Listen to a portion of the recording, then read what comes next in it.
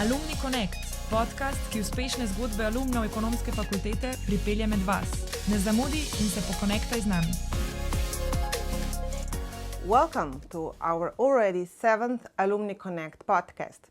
Since we are international, so are our guests. So today's guest is Zhang Hang. He has a very interesting career path. He came from China as a teacher of Chinese language at the Confucius Institute Ljubljana. Then he enrolled at the School of Economics and Business. Later on, he also attended the exchange in Sweden. And then he came back to Ljubljana and established his own company. As you probably guessed, today we will dive deep into the cross-cultural differences between Slovenia and China and also have a short glance how to build your career in China. Okay, Zhang Hang, so first, welcome and thank you to be today's my guest. You came in Slovenia first time in 2015 as an intern for 2 months, and then later on you came in 2017 as a teacher at the Confucius Institute Ljubljana. So tell me, why Slovenia? Why did you choose Slovenia? I was really lucky to have chance to take the internship in 2015. Then during my first time traveling to Slovenia, I found out this beautiful country. I really love it. So that's why when I graduate, I apply the teaching positions at Confucius Ljubljana because I want to revisit it and get to know it better. Okay, so I'm sure a lot of people think, Slovenia and China, we are quite different. So what was actually your biggest cultural shock when you came to Slovenia? Slovenia is still not very well known for Chinese. When I first time told my parents I'm going to Slovenia, they thought it was in Africa. Then I have to take out a world map and point out where Slovenia is, and I told them it was part of Yugoslavia, so you should know better. So also for me, Slovenian are not, I didn't have a lot of Slovenian friends back then. So when I think about foreign people, Europeans, I always think they are very outgoing, extrovert, like Italian or Spaniards. But when I first visited Slovenia, I met several Slovenian friends. I found out they are quite the opposite than I expected. They are a little bit shy and reserved, but they're also very, I would say they are very skilled at the languages. Even I'm a language teacher. The shock was like, it was also different than I expected because I study in Shanghai, which is a mega city. So I visited to Slovenia. It was really, I would say small, but really pretty. And the people are really friendly and a little bit shy. Mm-hmm. So, and I'm sure, while you are in Slovenia, you also get to know a lot of stereotypes that we have about China. I know the one with a potato, maybe. Maybe you can also share some. I would say they are not specific stereotype against Chinese, but I say for general Asian, and the people trying to greeting me with hands like this and try to bow at me, but this is not really the greeting gesture to Chinese. For Chinese, we will just shake hands or waving hands and just say ni hao instead of konnichiwa or other Asian languages. Yeah, and also some Slovene people I know, probably they had some business opportunity with Chinese people. They always think Chinese people are rich. I would say it's not everyone is rich, like all of us. So some of us also come from like the normal family. Some even come from the even lower class. So yeah, I think with more communication between China and Slovenia, I would say there will be more and more Chinese people either visiting or working in Slovenia. Maybe Slovenian people will get to know Chinese people better in the future. Maybe we can also explain that stereotypes. I mean, we heard that some of the Slovenian things that the Chinese never eat the potato, that they eat only rice. Yeah, like Do you eat potato? yes, I do. And actually, potato is quite important in our diet. Yeah, we are not just eat rice. From where I come from, people normally eat more noodles than rice. Okay, so after your teaching position has come to the end, then you enrolled at the School of Economics and Business. Why did you choose our school? I mean, why not UK or Germany, since you were already in Europe? When I first know the Faculty of Economics, I was a teacher, so I met a lot of students from here, and I was really surprised how diligent and smart they are. And also, I met some colleagues at this faculty, and they are really nice and friendly. That's the that's the most important reason for me to decide to join this faculty. And besides that, I have several friends who already studied in this faculty. Before enrolling this program, I asked around. All my Chinese friends and foreign friends gave a really good review about this faculty, and I was still in love with Slovenia, so that's why I decided to stay. And after work, I decided to study at faculty. So how would you compare student life in Slovenia and student life in China? I mean, how would your student life look like if you would not be studying in Slovenia? I would say the most difference is Chinese students, we live in a collective life. We have dormitory, so all the students live together and study together and sleep together. And all the school is kind of like, it's not like open school, so there are actually some walls. So like a campus, like a Yeah, closed campus. it's like a campus with actually wall. So people normally study, sleeping, and live in the campus, and barely go out.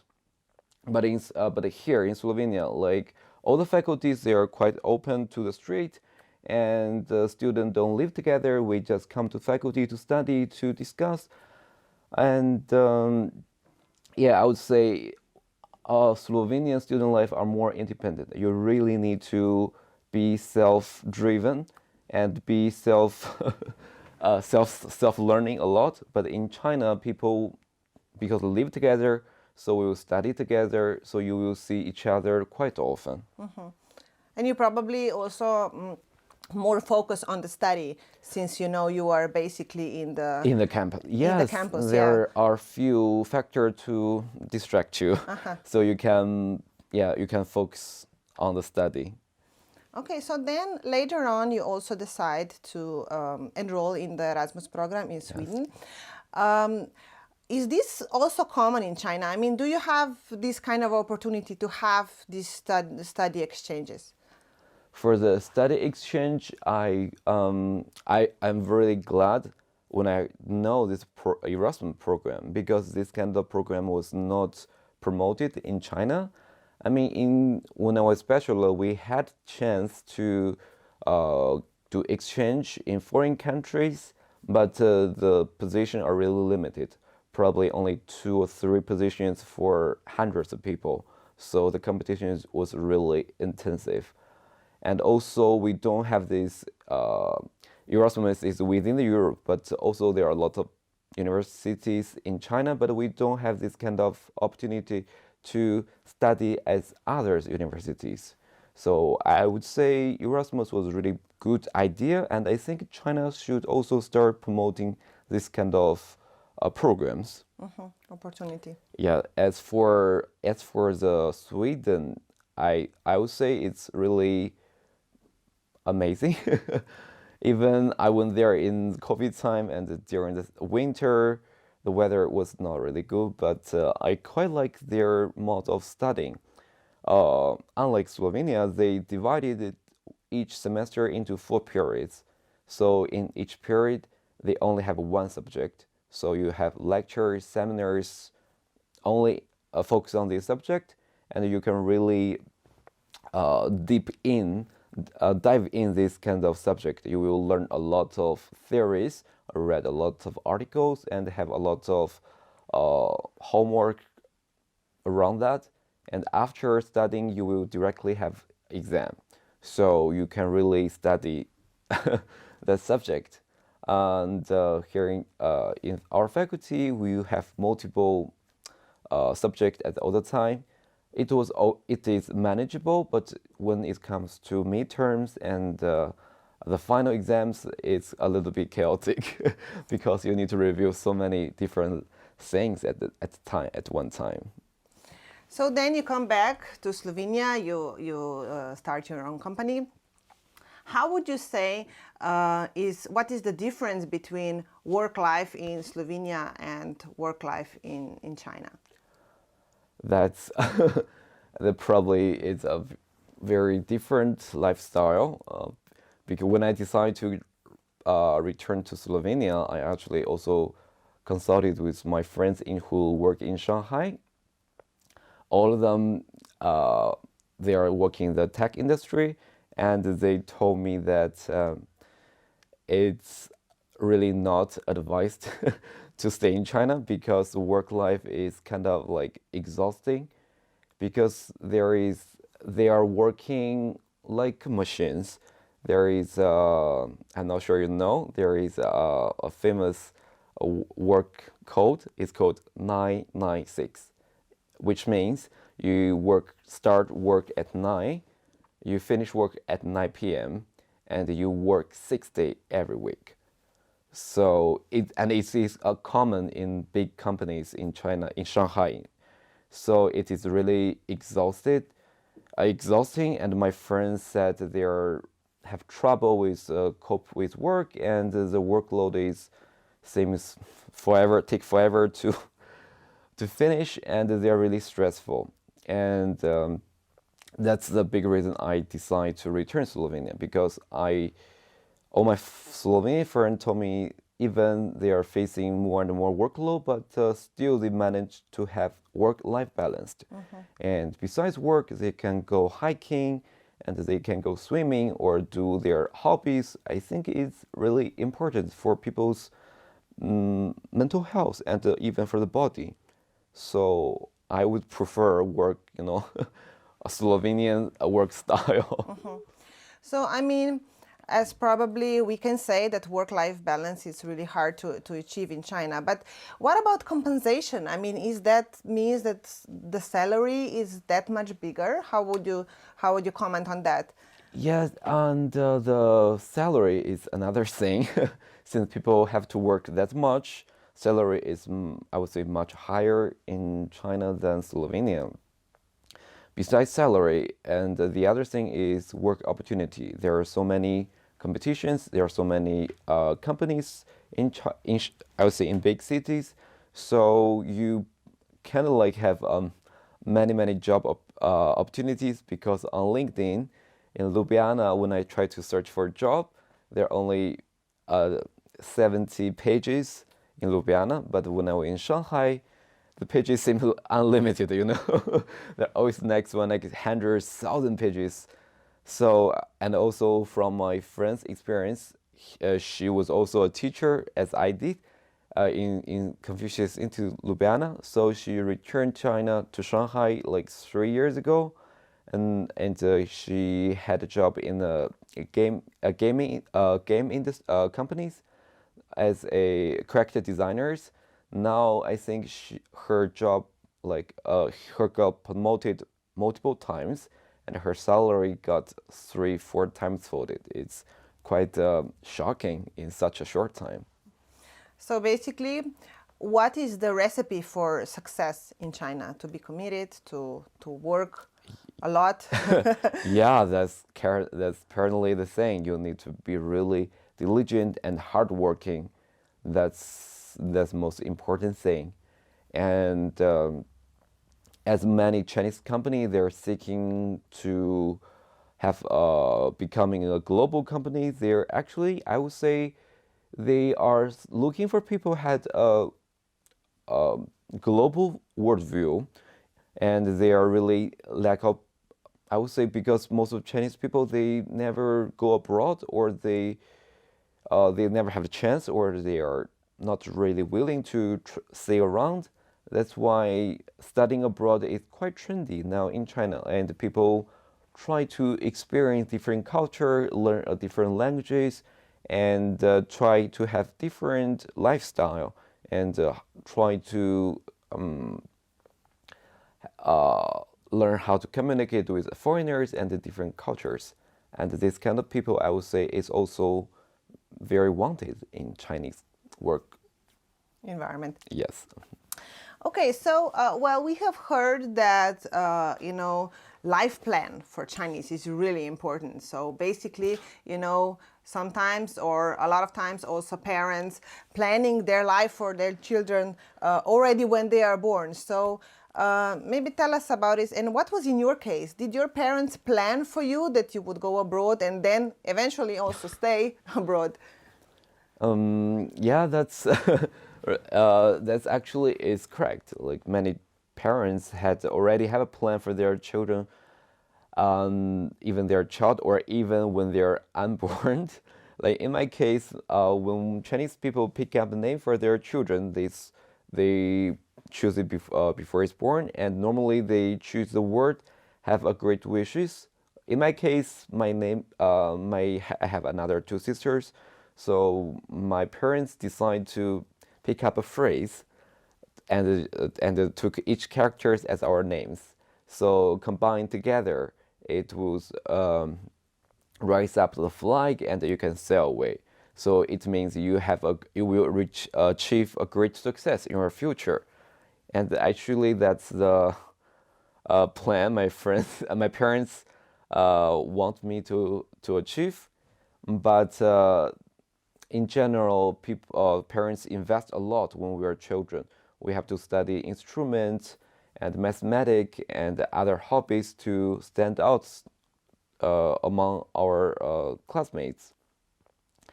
And many parents, especially in big city, because the university or competition for the university is really intense, so you really need to study hard to get in the good university. And that's why some parents, they decide to send their children abroad, even in their high school. So many people decide to send their children to Singapore, UK, Hong Kong, or United States, so they can have a good chance to get in the world-class university. But my parents, they didn't plan that so much. They just hope I can get on the best primary school, the best high school, and quite a good university. And I did that. I followed that path, and but going abroad was not on their list. It was my I would say it's my intention, because I want to see what other countries are and what's the different lifestyle are. That's why I decided to go abroad. Okay, so I mean, we could generally say that sometimes parents in China have to sacrifice a lot in order to help the students, to help their children, to stand out. I mean, probably not only from the moral point of view, also from the financial point of view. What about when the parents gets older, and the child become the adult, and then also become maybe a CEO or someone like really in the high position? Would you say that it's kind of expected? Also, then the roles are returned, so then the children and the kids are starting to take care of their parents, not only from the moral point, so they are there for them, but also from the financial point of view. I would say, yeah. As far as I know, this regarding this, as China has some similarity with Slovenians, because when we're a child, parents take good care of the children, and they invest a lot of money and time and energy I wouldn't say it's sacrifice, because I would say Chinese parents are really willing to do this, even sometimes children say it's too much, but they really hope their children can get a good care and education. So in return, when the parents getting old, most of the people decide to live with their parents when they are getting old, so they can take care of them. And also, it's quite important virtue to take good care of your parents. If you're and this was really important in the past, and it still is a very valued tradition in China. And we have one festival to celebrate the seniors. This day, you need to take out your parents to go on a hike, and then you need to see them much more often. So, and we try to promote this kind of festival in Slovenia when I was a teacher. So, Chinese New Year is almost around the corner. Basically, this is the most well-known family holiday in China. I mean, the whole family come together.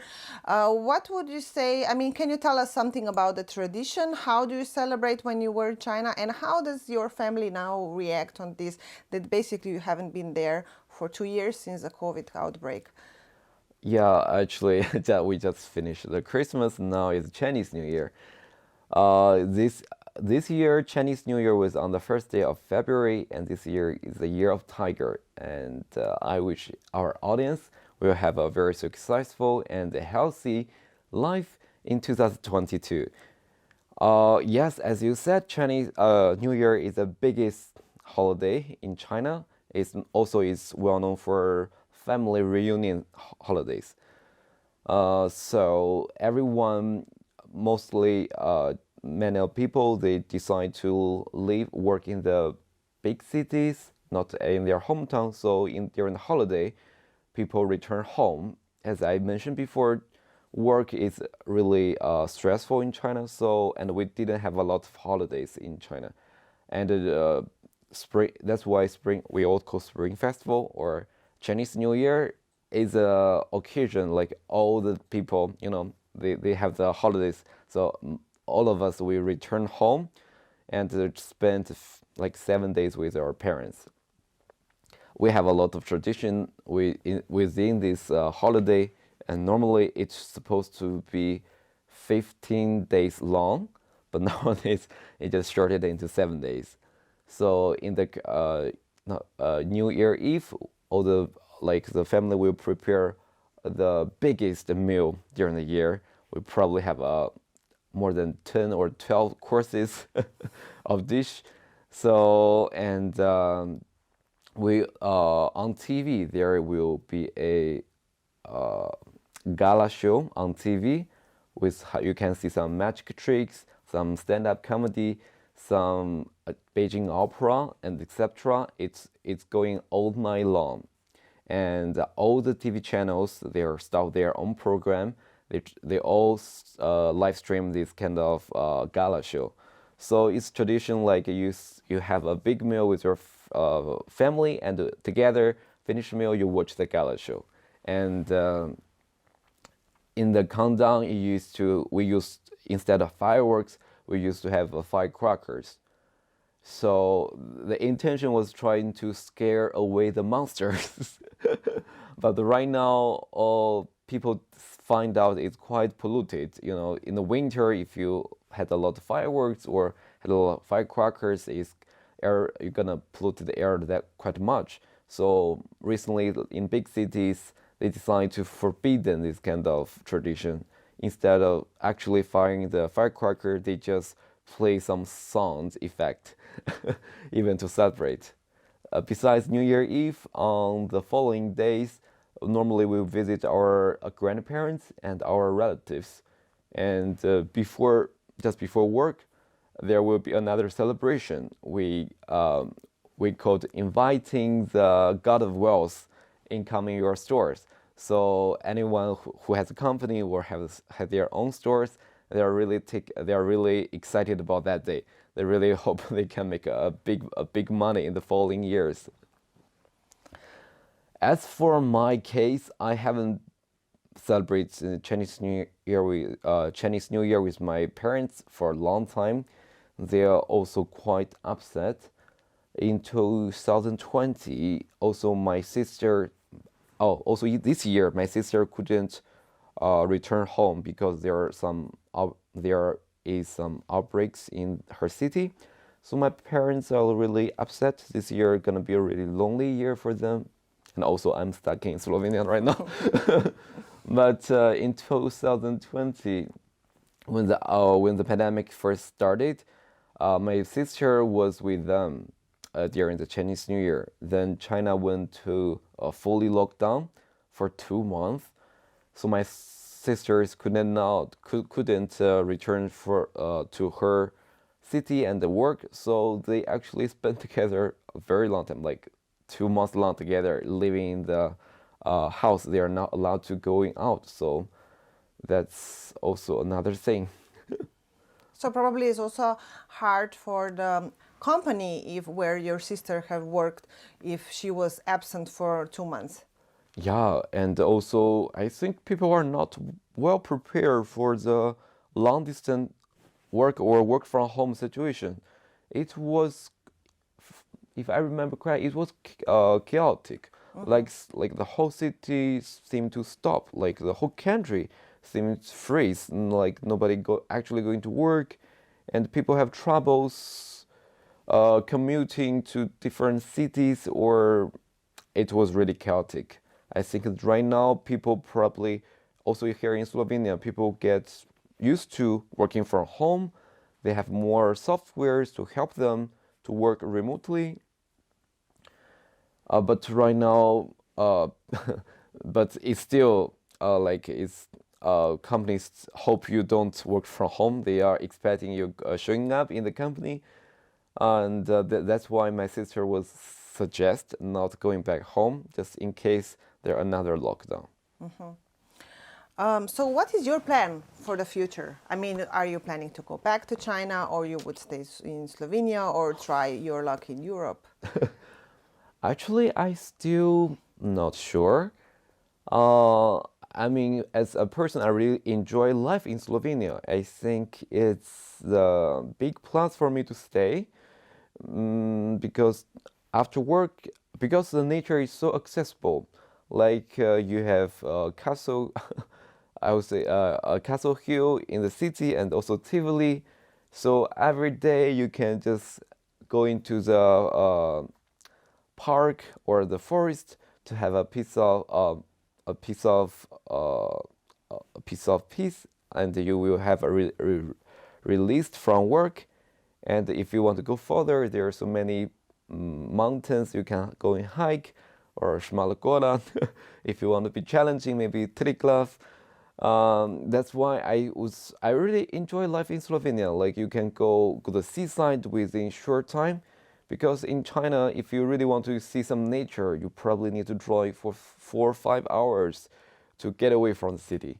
So that, and another thing is work-life balance. I really appreciate Europe appreciating more sustainable lifestyle and work style, and I think Europeans pay more attention to balance or sustainability rather than how much work and how much money you earn. My plan was trying to, right now, I really want to stay in Europe. Also, Slovenia is a really good choice. But since I was quite long apart from my parents, they really missed me, and they really wish I can, live in China, so we can meet more frequently.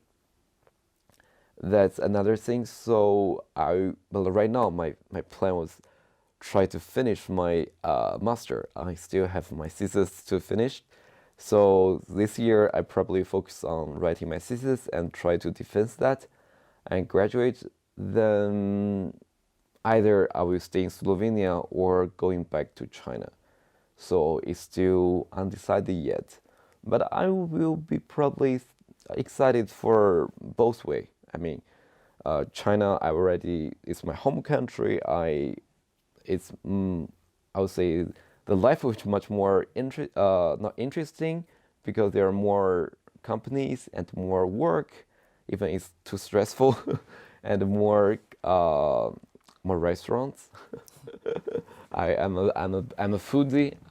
There are lots of like Asian food in China, but also here in Slovenia, in Ljubljana, I see there are more and more Asian restaurants opening in Slovenia. I was really glad they did. So it's, but either going back or staying have their own advantage and disadvantage. But for me, I would happy to go both ways. So we will see in the future. Okay, so well, we are slowly coming to the end of our 7th podcast. So let's talk about numbers a bit. So, I mean, Chinese are really careful when choosing numbers for the particular events and also for license plate. Can you tell us something about this? Maybe which numbers to avoid? Okay, it's correctly. We are superstition about numbers. So the number you should avoid is number 4, because in Chinese, number 4 pronounced 4, and which is very similar to the pronunciation of death, which is 死. So people, when they're choosing their phone number, when they're choosing their license number, and also they are trying to avoid number 4. Even in some building, they will intentionally remove the number 4. So you will see first floor, second floor, third floor, and directly go to the 5th floor. So we are really trying to avoid number 4. On the opposite, we are really cherish the number 8. It's pronounced as ba, which really similar to Chinese character getting rich, fa. So especially some businessmen, they are really in love with number 8. Even Chinese official. In 2008, China had their own first Olympic Games in Beijing, and they decided to have the open ceremony at 8th of the August, and starting at 8 p.m. So they really love the number 8. And there are some news. Some businessmen paid millions to just have the number. As much as number 8 in their telephone numbers and in their driver license, in their license plates. So it's crazy. So if you want to surprise or get along with your Chinese clients, maybe try send some gift with number 8. Okay, do you have any final words or maybe message for our viewers and listeners? What would you tell them if they would like to try their luck in China? Yes, I saw like China and Slovenia get to know each other better. I actually, some of my Slovene friends, they went China for universities, and they after that they stayed in China. And I heard one of them was had worked for Alibaba, and one of them for Tencent, and one of them worked for Office 7 in Chinese branch. They are actually also from their Instagram. I can see they have a lot of events going on, and it's really nice to see they enjoy life in China. And as for some suggestion for our audience, I would say if you're interested in Asia or in China in particular, there are a lot of opportunities for foreigners to have exchange program or to study in China. As a member of Confucius Institute, I think we also offer a lot of scholarship for you to sponsor you to study in China for 1 semester.